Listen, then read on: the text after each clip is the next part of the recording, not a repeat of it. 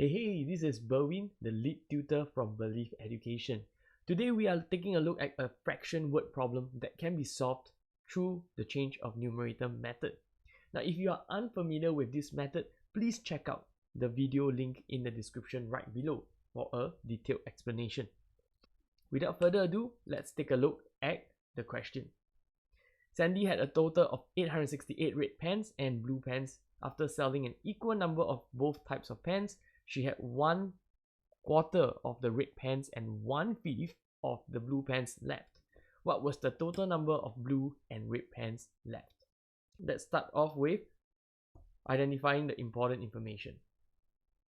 While the problem doesn't explicitly provide the fractions representing each color of pen sold, we can, however, logically infer their equivalence because the information highlighted in red tells us that they are equal. Now, this enables us to apply the change of numerator method effectively. We start off by identifying the equal fractions, or we call it the equivalent fractions within the problem. And that would be the pens that were sold for each of the color. Okay, so for the red, to find the pens fraction of pens sold, we use 1/2 subtract by 1/4, which was what was left, and we will get 3/4. And as for the blue, we will have 1/2 minus 1/5 to give us 4/5. Now, these are the fractions of the pens sold. Now, we have identified the equivalent fractions representing the pens sold for each of the colors, and we can now move on to the next step, which is to get these fractions to have common numerators, and I call it apply the change of numerator. Okay, now proceeding with the change of numerator, I will arrange it in this manner. Red is to blue.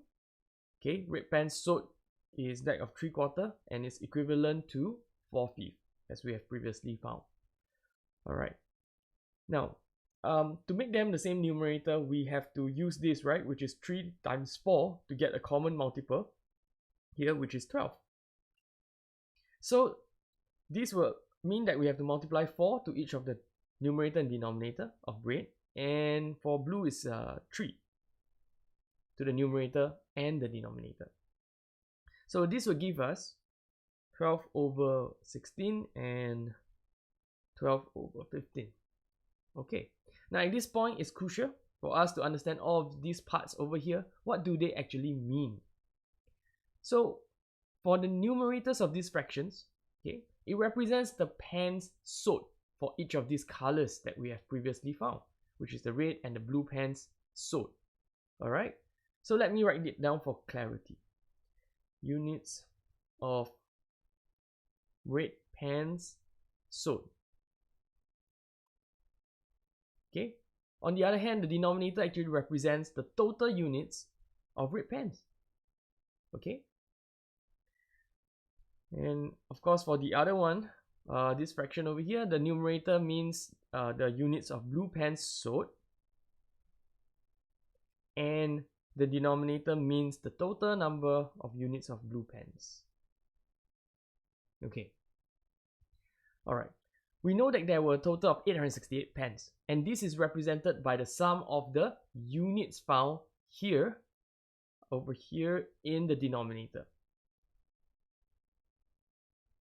Okay, so the total units we have can actually be found by using 16 plus 15, giving us 31 units. Now, 31 units represent 868.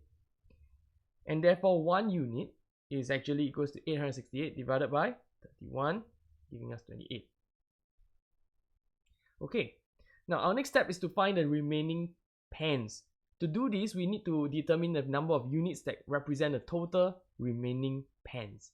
Okay, so for this, we can actually use the total of each of the pens subtract by the sold, and that would give us the remaining pens units as follows. So we can find the total units of pens remaining by using Give me a moment, just write it down first. We can use 16 minus 12, which actually means that we are using the total of red pens minus the sewed, right? And adding it together with 15 minus 12, which is this minus this, right? And that gives us the number of blue pens that were left. Together, we have 7 units in total. Since we have previously found 28, so let's find the 7 units, which is the pens left, simply by using 28 times 7, which gives us 196 pens. Awesome. Alright, and voila. And there we go. This is how we solve this question. And if you have found this helpful, please like this video and subscribe to our YouTube channel. You can also follow us on our social media, Facebook, Instagram, and TikTok for more. Meanwhile, keep on practicing, and I will see you soon to solve the next question. Take care.